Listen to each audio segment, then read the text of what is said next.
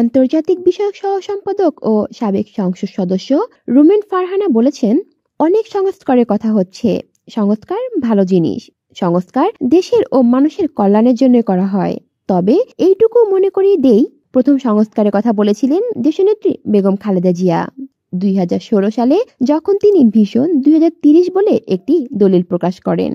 মঙ্গলবার বিকেলে ব্রাহ্মণবাড়িয়া সরাইল উপজেলার প্রত্যন্ত উরয়েল ইউনিয়নের রাজাপুর গ্রামে অনুষ্ঠিত জনসভায় তিনি এসব কথা বলেন।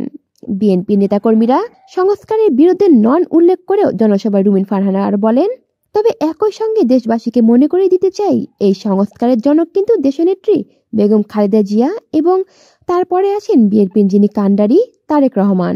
তিনি সংস্কারের 31 দফা ঘোষণা করেছেন। তিনি আরো বলেন, সংস্কার নিশ্চয়ই হবে, তবে সেটা হবে মানুষের প্রতিনিধিদের দ্বারা।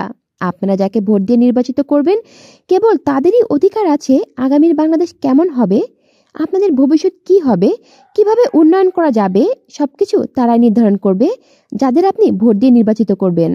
রুমিন ফারহানা বলেন, আমাদের নেতা বিএনপির ভারপ্রাপ্ত চেয়ারম্যান তারেক রহমান একটি কথা হুঁশিয়ারি দিয়ে বলেছেন, আওয়ামী লীগ এখনো চোখে দেখা যায় না। দৃশ্যমান কোনো শত্রু নেই, তবে অদৃশ্য কিছু শত্রু রয়েছে। আমরা যদি ঐক্যবদ্ধ থাকি, আমরা যদি সঠিক মানুষকে রাজনীতিতে নির্বাচিত করতে পারি, বাংলাদেশে দ্বিতীয় হাসিনা তৈরি হবে না। কুলি শিকদার, বাংলা নিউজ নেটওয়ার্ক।